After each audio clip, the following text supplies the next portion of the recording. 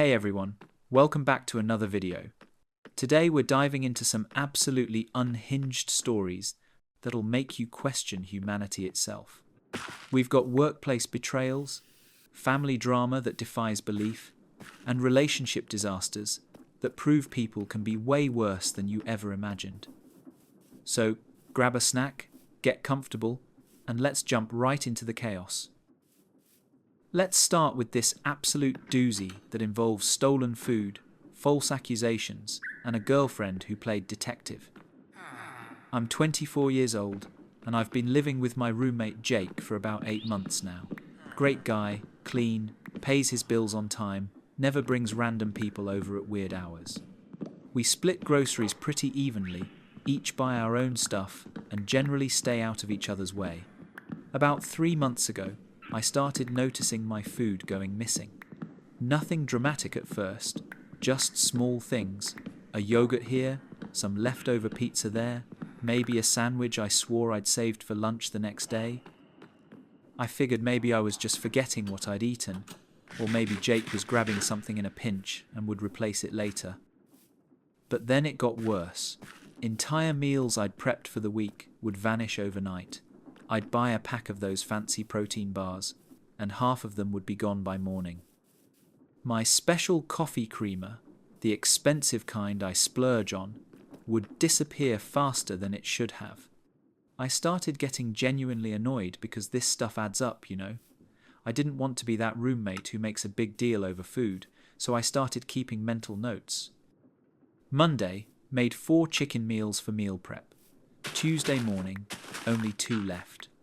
Wednesday, bought a dozen bagels. Thursday, 6 missing. It was becoming undeniable that someone was helping themselves to my stuff. The logical suspect was Jake. He was the only other person with access to the apartment, and I'd seen him eyeing my fancy groceries before. Plus, he'd made a few comments about how he wished he could afford the organic stuff I buy, how his budget was pretty tight lately. I felt bad for the guy, but not bad enough to fund his grocery habits without him asking. I decided to have a conversation with him.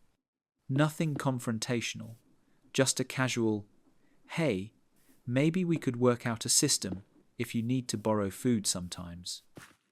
Jake looked genuinely confused when I brought it up.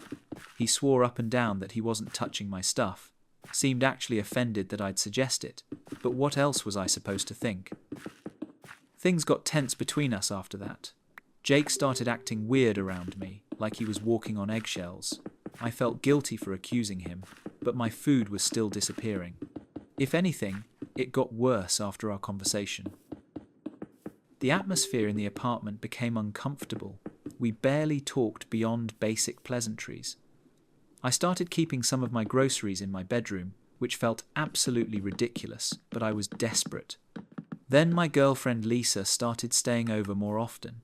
She'd been coming around maybe once or twice a week, but suddenly she was there almost every night. Said her apartment was having heating issues, and her roommate was being dramatic about something. I didn't mind.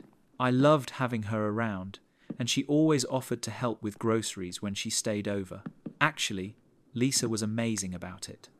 She'd show up with ingredients to cook dinner for both of us, would replace anything she used from my kitchen, even bought extra coffee and snacks for when she was there. I thought it was sweet how considerate she was being, especially compared to what I thought Jake was doing. One night, Lisa suggested we set up a camera in the kitchen to catch Jake in the act. She was genuinely outraged on my behalf, said it was completely unacceptable for him to be stealing from me and lying about it. She even offered to buy one of those small security cameras, said we could hide it behind the coffee maker where it wouldn't be obvious. I felt weird about essentially spying on my roommate, but I was so frustrated and the situation was affecting my living situation so badly that I agreed. We set up this tiny camera, angled it so it would catch anyone going through the fridge or pantry. Lisa was almost excited about it. Said she couldn't wait to prove what a liar Jake was being. The camera recorded for 3 days. I was working late that Thursday night, wouldn't be home until almost midnight. Lisa had stayed over but said she was going to bed early because she had an early morning meeting. When I got home, she was already asleep and I crashed without thinking about checking the camera footage. Friday morning, I remembered to check the recording while I was having coffee. I fast-forwarded through hours of empty kitchen footage, expecting to catch Jake sneaking around at some point. Instead, what I saw made my stomach drop through the floor. There was Lisa around 11 p.m. going through my fridge like she owned the place. She wasn't just grabbing a quick snack or something she needed for a recipe. She was systematically taking my meal prep containers, my expensive yogurts, my protein bars, loading them into her bag. She even took condiments, stuff I'd specifically bought because I like certain brands. I watched her make multiple trips, filling what looked like a cooler bag with my groceries. She was being careful and quiet, clearly trying not to wake me up, except I wasn't even home yet. The timestamp showed she'd been at this for almost 20 minutes, just casually robbing me blind while I thought she was asleep in my bed. The worst part was seeing her eat some of my food right there in the kitchen. She opened one of my meal prep containers and ate half of it standing at the counter, then put the rest in her bag like she was sampling the goods before deciding what to steal. I sat there staring at my laptop screen, watching my girlfriend of 8 months systematically steal from me while simultaneously encouraging me to blame my innocent roommate. The level of manipulation was staggering. She'd been playing concerned girlfriend, offering to help catch the thief, even buying a camera to gather evidence against someone she knew was completely innocent. When Lisa woke up that morning, I didn't say anything immediately. I was too shocked, too angry, trying to process what I'd discovered. She acted completely normal, kissed me goodbye, said she'd see me that evening, even made a comment about hoping we'd catch Jake on camera soon. I spent the entire day at work replaying the footage in my head, thinking about all the times she'd offered to bring groceries, all her concerned comments about Jake, how outraged she'd acted on my behalf. She'd been stealing from me for months while positioning herself as my ally against the supposed real thief. That evening, when Lisa came over with takeout for dinner, acting like the perfect girlfriend, I finally confronted her. I showed her the footage without any preamble, just opened my laptop and pressed play. The look on her face went from confusion to recognition to pure panic in about 5 seconds. She tried to deny it at first, said the video was unclear, maybe it was someone else. When that didn't work, she switched to justification, said she was basically living there half the time anyway, so it was really shared food. When I pointed out that she'd been encouraging me to blame Jake, she got defensive, said she never explicitly told me to accuse him. Then came the tears and the apologies. She claimed she was embarrassed about her financial situation, said she didn't want me to know she was struggling to afford groceries, said she was planning to tell me eventually that she was going to start contributing more to household expenses. Every excuse contradicted the last one. The relationship ended that night. I couldn't get past the manipulation, the way she'd let me damage my relationship with Jake while she was the one causing all the problems. She'd sat there listening to me stress about the missing food, watching me feel guilty for suspecting my roommate, all while being the actual culprit. Jake and I had a long conversation after Lisa left. I showed him the footage, apologized for months of suspicion and weird behavior. He was honestly pretty cool about it, said he'd figured something else was going on, but didn't know what. We're back to being good roommates now, but I think we both learned something about assuming the worst about people. I still can't believe someone I trusted completely was stealing from me while helping me try to catch the supposed thief. The audacity of it still blows my mind. This is exactly why trust issues exist. Imagine being so manipulative that you help your boyfriend set up surveillance to catch yourself stealing from him. The psychological games some people play are absolutely unhinged. This workplace story proves exactly how businesses destroy themselves from the inside when the boss starts hiring with his heart instead of his brain. I work at a mid-sized marketing agency downtown. Been there for about 3 years, worked my way up from junior account coordinator to senior project manager. It's not the most glamorous job in the world, but the pay is decent, the clients are manageable, and my boss Derek has always been pretty reasonable to work with. Derek's in his early 40s, divorced, has been running this agency for about 8 years. He's one of those guys who tries really hard to be the cool boss, talks about work-life balance while expecting you to answer emails at 9 p.m. But overall, he's not terrible.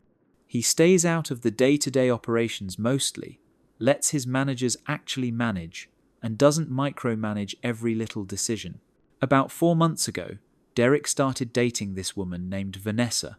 She's maybe 26, works in social media marketing at some startup, definitely attractive in that Instagram influencer way. Derek was obviously smitten from the beginning, started talking about her constantly, showing everyone pictures of their weekend trips, the whole nauseating routine. I didn't think much of it at first. Derek's personal life was his business, and if he was happy, good for him. Plus, when the boss is in a good mood, it usually makes everyone's job easier. He was definitely more relaxed, less likely to stress about minor issues, more willing to approve budget increases for projects.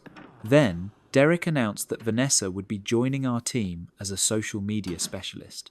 Said we'd been needing someone with her skill set anyway, and it was perfect timing since she was looking for new opportunities. He presented it like this brilliant business decision that had nothing to do with their relationship. The red flags were immediate. First, we hadn't been looking for a social media specialist. Our clients either handled their own social media or worked with external contractors. Second, Vanessa's resume was pretty thin. A couple years at a startup that folded, some freelance work, nothing that screamed senior-level experience.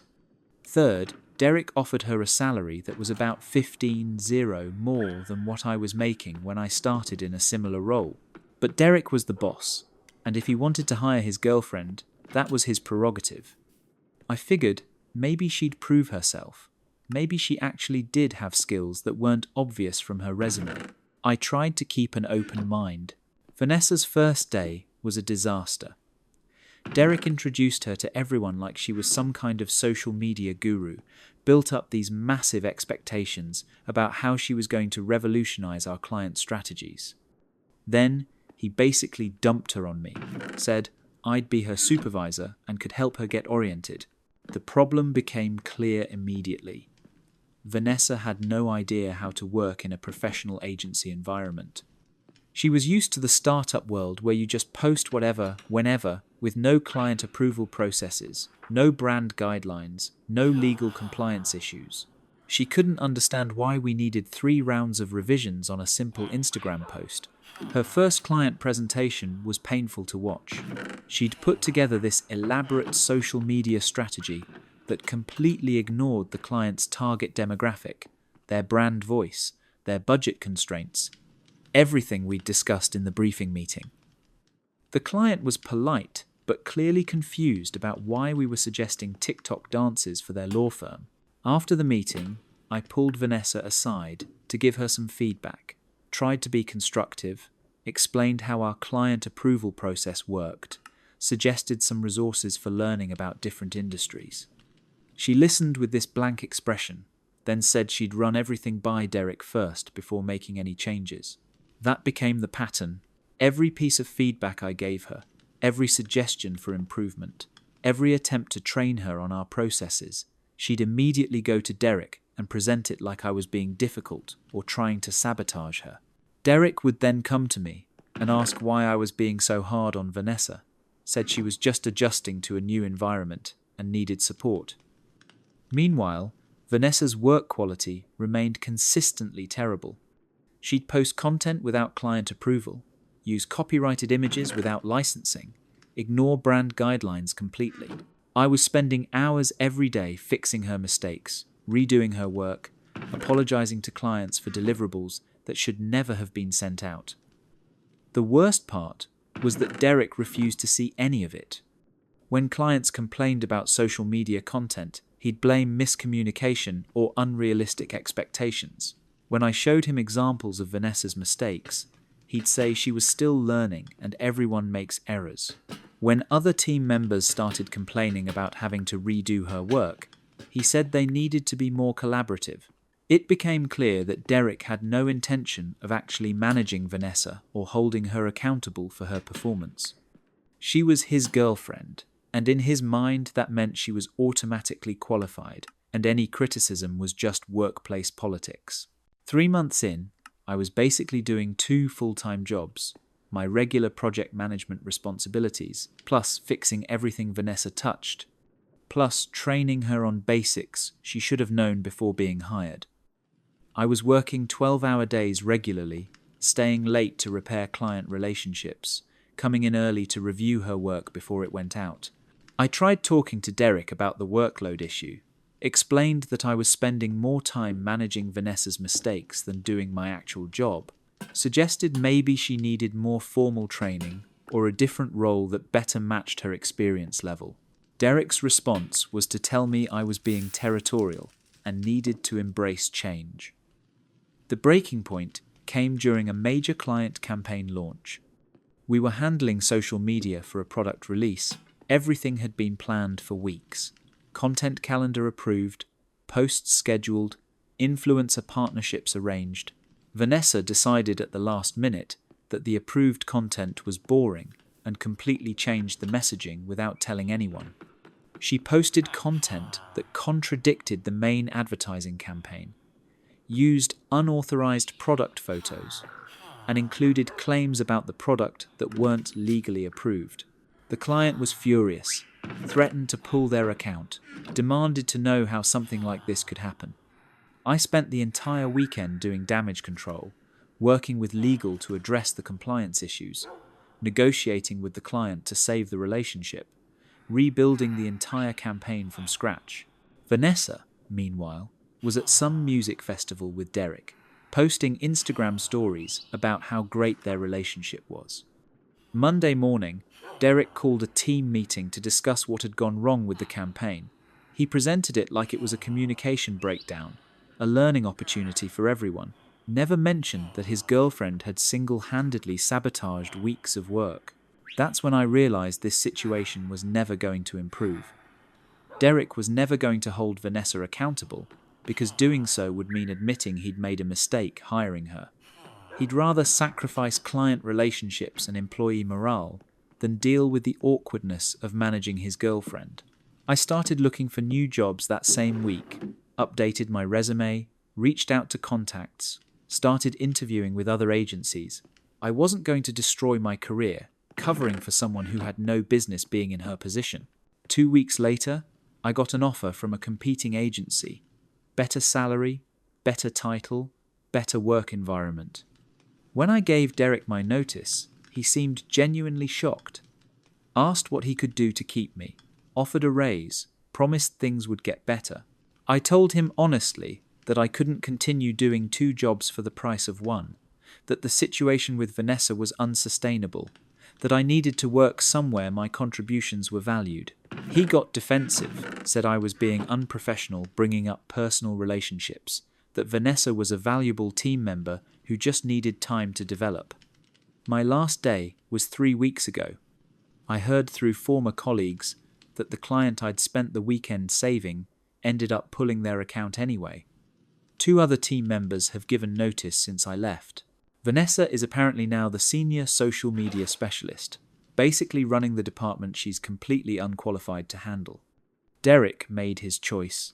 He chose his girlfriend over his business, his employees, his client relationships. I just hope he thinks it was worth it when the agency falls apart. When the boss starts making hiring decisions with his heart instead of his brain, everyone else pays the price. This guy basically became an unpaid manager for someone who had no business being there. This next one involves family betrayal at its worst, when your own sister tries to steal your entire financial identity. My sister Rebecca has always been the type to take shortcuts. Growing up, she'd copy my homework, forge our parents' signatures on permission slips, find ways to get out of doing chores by making elaborate excuses. I always figured she'd grow out of it, but apparently some people just double down on being terrible as adults. Rebecca is 3 years younger than me, and we've never been particularly close. Different interests, different friend groups, different approaches to life. I worked through college, graduated with minimal debt, got a decent job in accounting. She partied her way through a more expensive school, racked up massive student loans, and graduated with a degree she's never really used. About 2 years ago, Rebecca's loan payments started coming due. We're talking serious money here, like 40, zero in debt from a combination of tuition, living expenses, and what I suspect was a lot of unnecessary spending during her college years. She got a job at a retail store, but it was barely covering her rent, let alone loan payments. I knew she was struggling because she'd started asking family members for money. Small amounts at first, 100 here, 50 there, always with some sob story about unexpected expenses or emergencies. Our parents helped when they could, but they're not wealthy people. I lent her money a few times too, though she never paid any of it back. Rebecca started getting really stressed about her financial situation. She'd complain constantly about how unfair it was that education was so expensive, how she shouldn't have to pay back money she used for bettering herself, how the system was designed to keep people in debt forever. Valid points, maybe, but complaining wasn't making the payments go away. Then she started talking about ways to get out of paying her loans.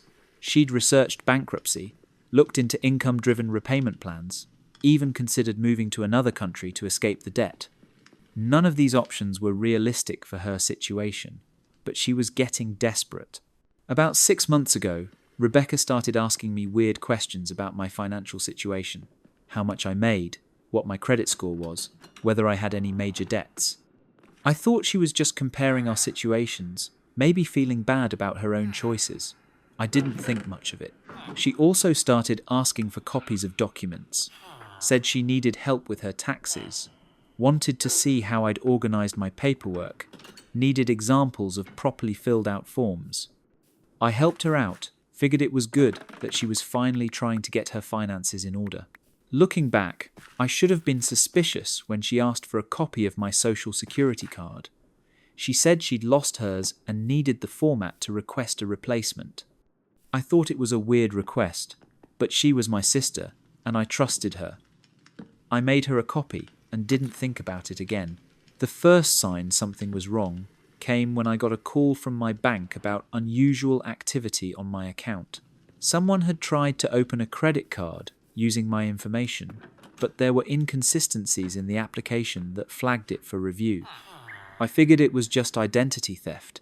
Maybe someone had gotten my information from a data breach or something. I put a fraud alert on my credit report and didn't worry too much about it. But then I got another call, this time from a different bank, about a loan application.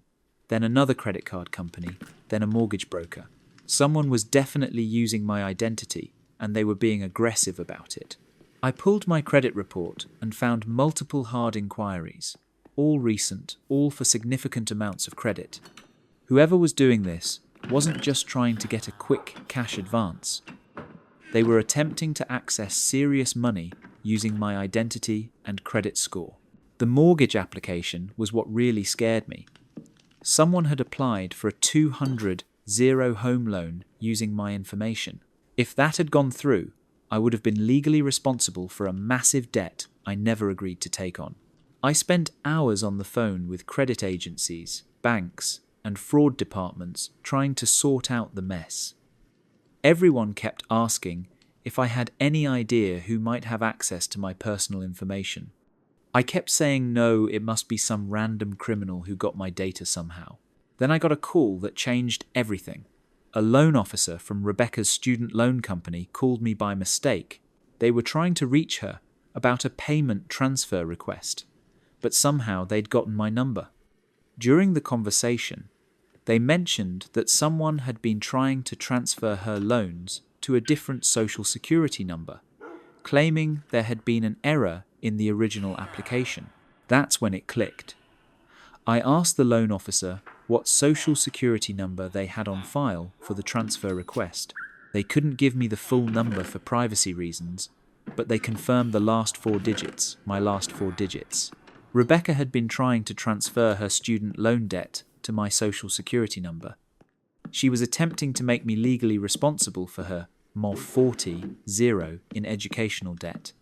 All those credit applications, the mortgage inquiry, everything had been her trying to build up available credit under my name so she could handle the loan transfer.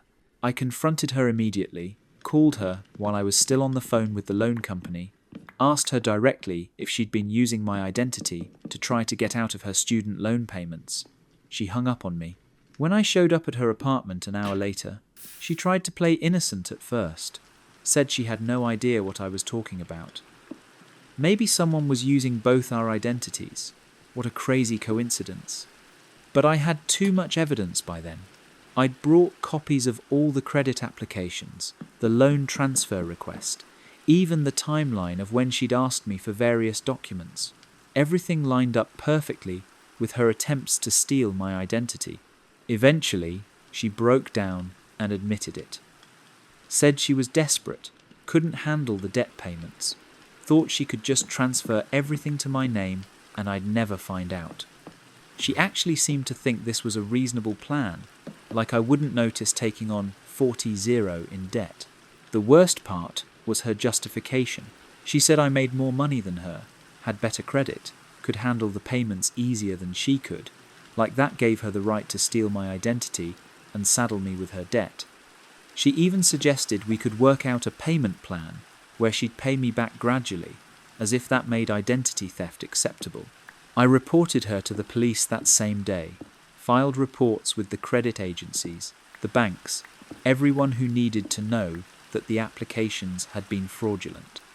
It took weeks to clean up the mess she'd created, and I'm still monitoring my credit report obsessively. Rebecca was arrested 2 weeks later. She's been charged with identity theft, fraud, and a bunch of other things I don't fully understand. Our parents are devastated, can't believe one of their daughters would do this to the other. I feel bad for them, but I couldn't just let this slide. Some relatives think I should have handled this privately, worked something out with Rebecca instead of involving law enforcement. But she stole my identity and tried to stick me with massive debt. That's not a family dispute, that's a crime. Rebecca's lawyer has been trying to negotiate some kind of plea deal, but I'm not interested in dropping the charges. She didn't just make a mistake or a bad decision. She systematically planned to ruin my financial life to solve her own problems.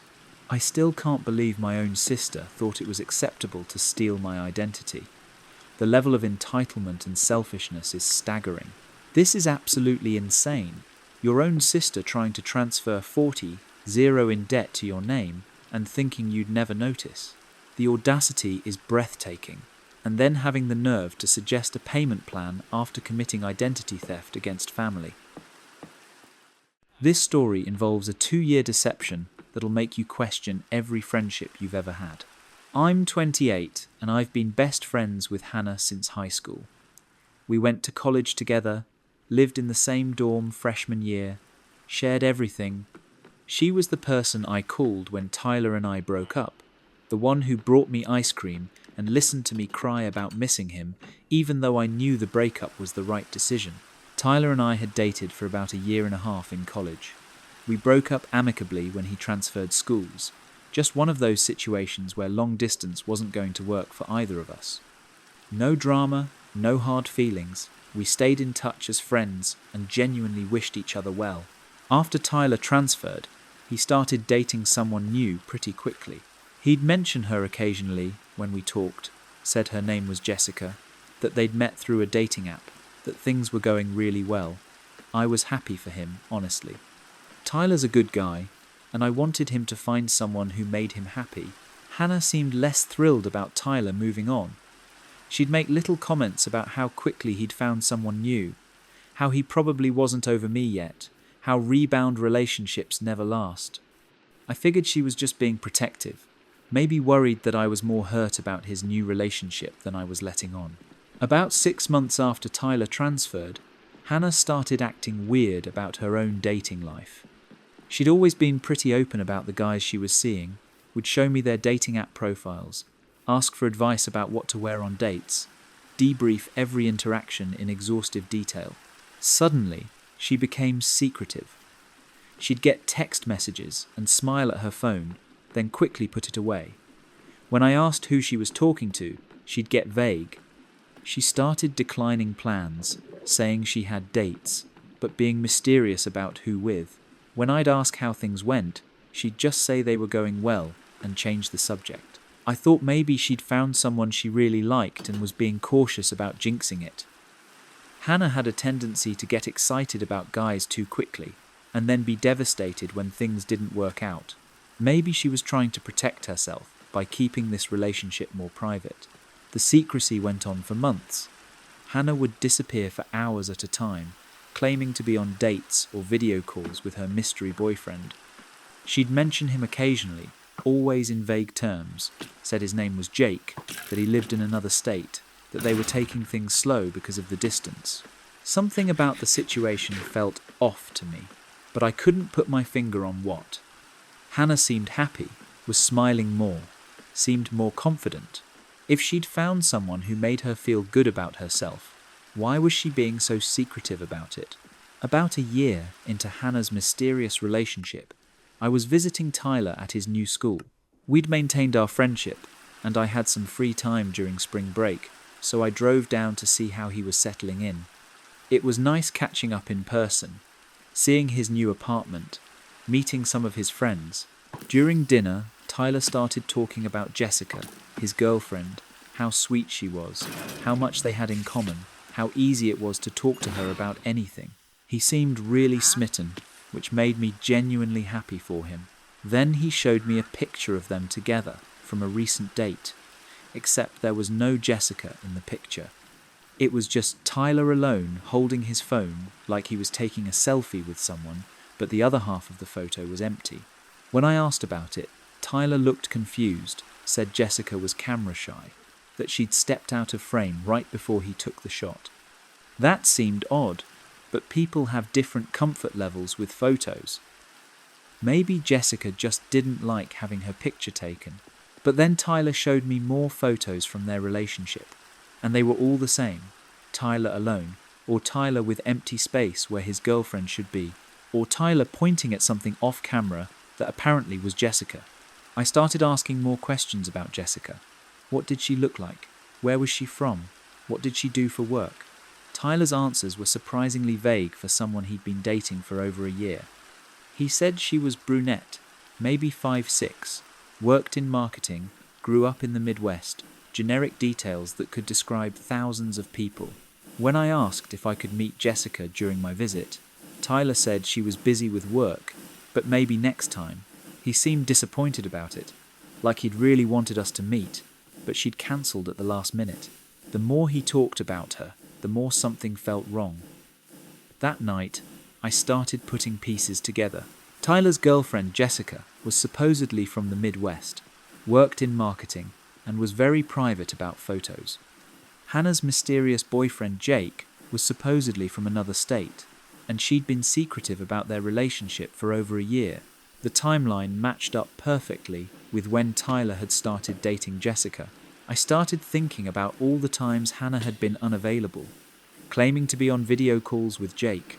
All the times she'd disappeared for hours, saying she was on virtual dates. All the secretive text messaging and phone calls. What if Jake and Jessica were the same person? What if Hannah was catfishing Tyler? The idea seemed insane, but the more I thought about it, the more it made sense. Hannah had been weird about Tyler dating someone new from the beginning. She'd always been a little jealous of my relationships, competitive in ways that weren't always healthy. And she had access to information about Tyler through me, knew his interests, his personality, his vulnerabilities. I needed proof before I could accuse my best friend of something so elaborate and manipulative. So I started paying more attention to Hannah's behavior, looking for patterns. Every time she claimed to be talking to Jake, I'd text Tyler to see if he was talking to Jessica. The timing matched up perfectly every single time. Then I got bold and asked Tyler to describe a recent conversation he'd had with Jessica. He told me about this long discussion they'd had about childhood memories, about growing up in small towns, about feeling like outsiders in high school. I knew those stories because they were Hannah's stories, experiences she'd shared with me over the years. The final confirmation came when Tyler mentioned that Jessica had sent him a care package. He was so excited about it, said she'd included his favorite candy, some books he'd mentioned wanting to read, and a handwritten note that made him cry. He showed me the package, and I recognized Hannah's handwriting immediately. I confronted Hannah that same week. Didn't beat around the bush, just asked her directly if she was catfishing Tyler. She denied it at first, acted offended that I'd even suggest something so crazy. But when I started listing all the evidence, all the coincidences, all the matching details, all the timing, she broke down. She admitted everything. For almost 2 years, she'd been pretending to be Jessica, Tyler's long-distance girlfriend. She'd created fake social media profiles, used photos of a random girl she'd found online, built an entire fictional identity. She'd been having hours-long video calls with Tyler, where she'd hold the phone so he couldn't see her face, claiming technical difficulties or lighting issues. The worst part was her justification. Hannah said she'd done it because she could see how much Tyler missed me, how he'd never really gotten over our breakup. She convinced herself that she was helping him by giving him someone to talk to, someone who understood him. She claimed she'd planned to end the catfishing gradually, maybe have Jessica move away or break up with him gently. But then Tyler started falling in love with Jessica, started talking about visiting her, about their future together. Hannah got in too deep to back out without destroying him. So she kept it going, kept lying, kept building this elaborate fiction that was inevitably going to collapse. I was horrified. My best friend had been manipulating my ex-boyfriend for 2 years, making him fall in love with a person who didn't exist. She'd stolen stories from my life, used information I'd shared with her in confidence, betrayed both Tyler and me in ways I couldn't even process. I told Hannah she had to come clean to Tyler immediately, had to tell him the truth about Jessica, about the catfishing, about everything. She begged me not to make her do it, said it would destroy him, that he'd never recover from finding out he'd been in love with a lie. When Hannah refused to tell Tyler herself, I realized I had to do it. I couldn't let him continue living in this fantasy, planning a future with someone who didn't exist. He deserved to know the truth, no matter how much it would hurt.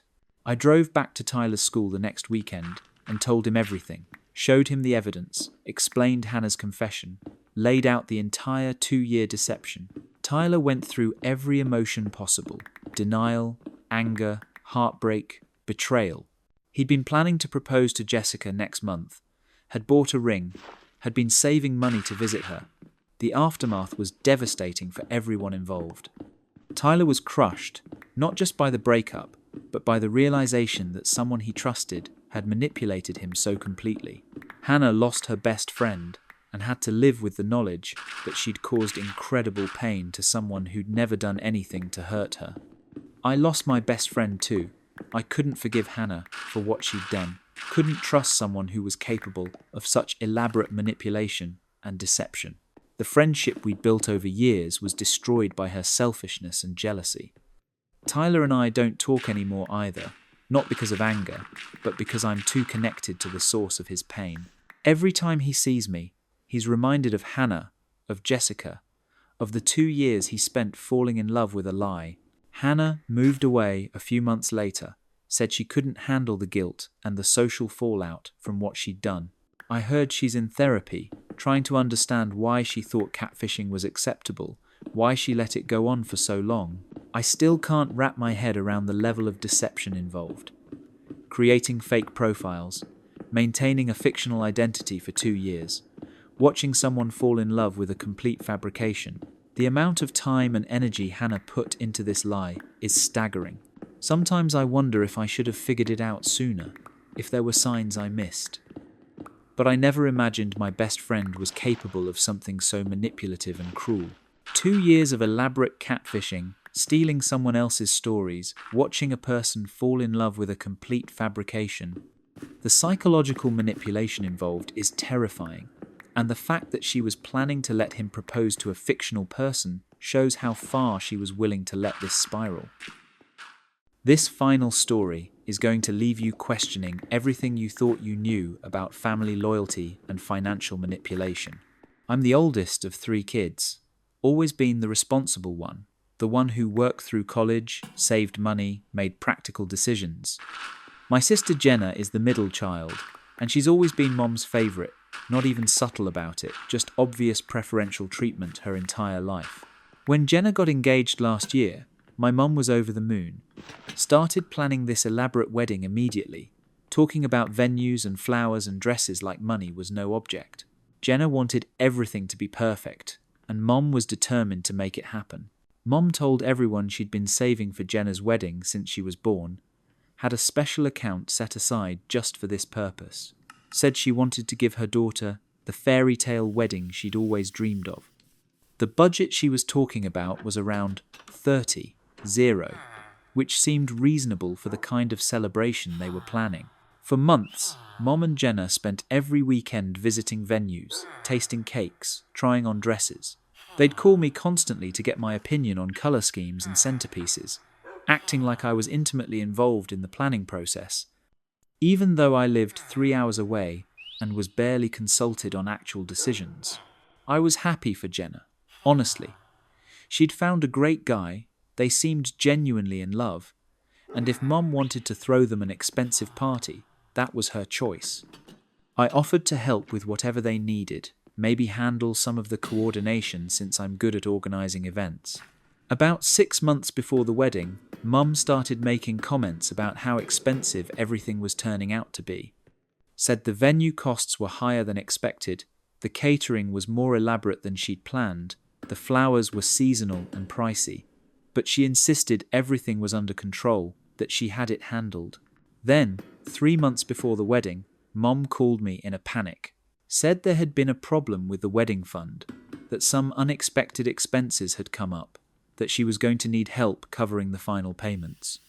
She asked if I could loan her 50, just temporarily until she could figure out the budget shortfall. I was suspicious, but agreed to help. 50 was a lot of money for me, but it was my sister's wedding, and I didn't want Jenna's big day to be ruined by financial stress. Mom promised she'd pay me back within a month, said it was just a cash flow issue. A month later, Mum asked for another 30, said there were more unexpected costs, that the wedding was turning out to be more expensive than anyone had anticipated. Again, I helped out, though I was starting to worry about where all this money was going and how Mom planned to pay me back. 2 weeks before the wedding, Mom dropped the bomb, called me crying, said she needed another 10 or they'd have to cancel everything. The venue wanted final payment, the caterer needed their deposit, the florist was threatening to pull out. She was completely panicked, begging me to save Jenna's wedding. At this point, I'd already lent her 80, with no clear plan for repayment. Another 10 would basically wipe out my emergency fund, money I'd been saving for years. But the wedding was in 2 weeks. Jenna had already sent invitations, and I couldn't bear the thought of my sister's wedding being cancelled. So I gave Mum the money, 18, total, nearly my entire savings account. She promised she'd start paying me back immediately after the wedding, said she just needed to get through this crisis, and then everything would be fine. The wedding was beautiful. Jenna looked gorgeous. The venue was perfect. Everything went off without a hitch.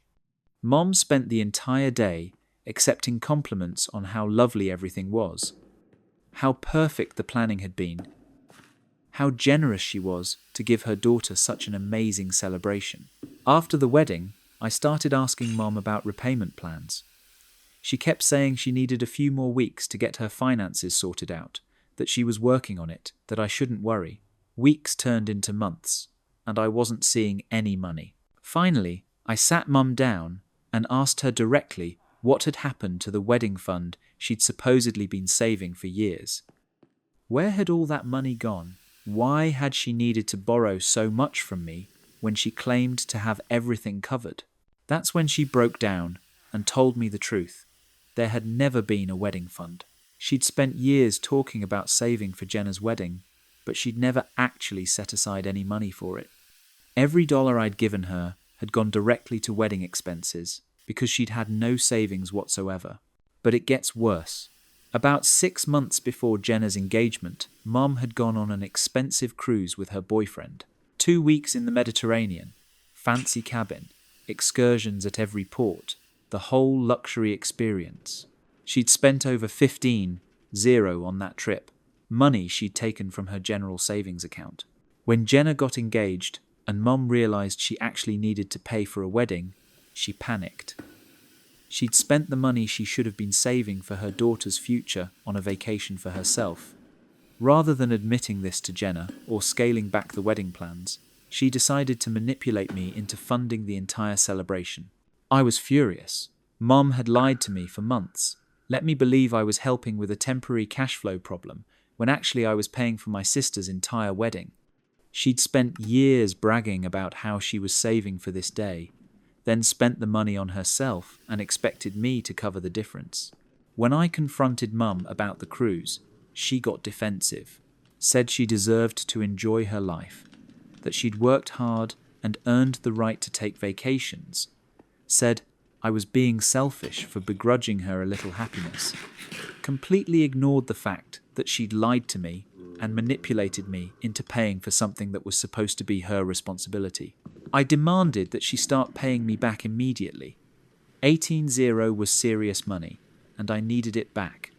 Mum said she couldn't afford to repay me right away, that her budget was tight, that I'd have to be patient. She suggested maybe I could consider it a gift to Jenna, a wedding present from her big sister. That's when I realised Mum had never intended to pay me back.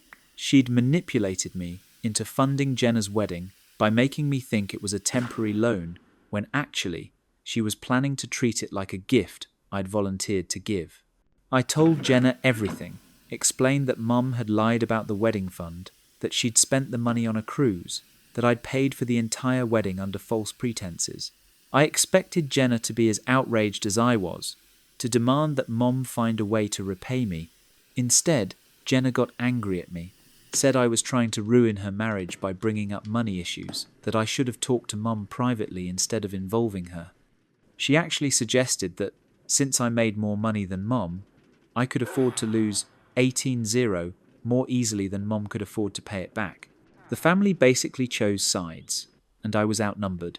Mum and Jenna painted me as the selfish sister who was trying to hold money over everyone's head, who couldn't just be happy that the wedding had been beautiful. Extended family members started weighing in, saying I should be more generous with family, that money isn't everything. I ended up taking Mum to small claims court to try to get my money back.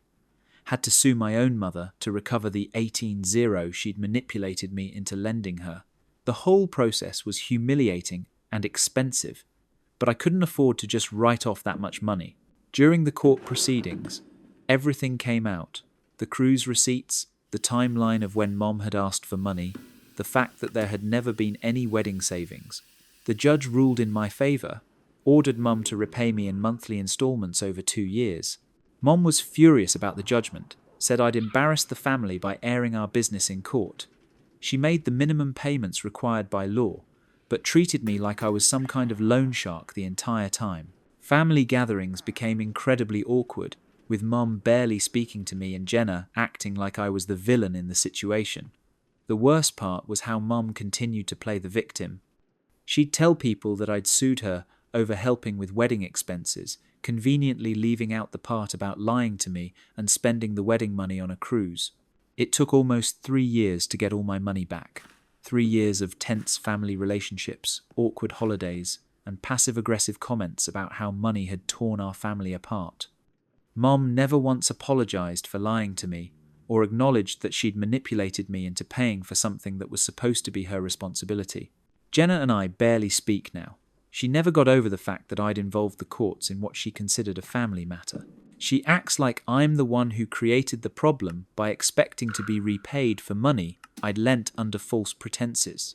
The whole situation taught me that some people will exploit family loyalty without any guilt whatsoever. Mom knew I'd help if she presented it as a temporary emergency, so she constructed an elaborate lie to manipulate me into funding her daughter's wedding after she'd spent the money on herself. This story makes my blood boil.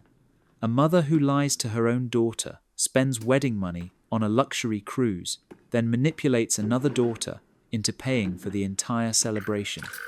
The audacity of then trying to make her feel guilty for wanting her money back is absolutely staggering. Well, there you have it, folks. 5 stories that prove people can be absolutely unhinged when they think they can get away with it. Food-stealing girlfriends, identity theft sisters, nepotism nightmares, catfishing best friends, and cruise-funding mothers, every flavor of manipulation you can imagine. If you made it this far, you're clearly as addicted to this kind of chaos as I am. Thanks for watching, and if you want more of these wild compilations, make sure to hit subscribe. I'll see you in the next one.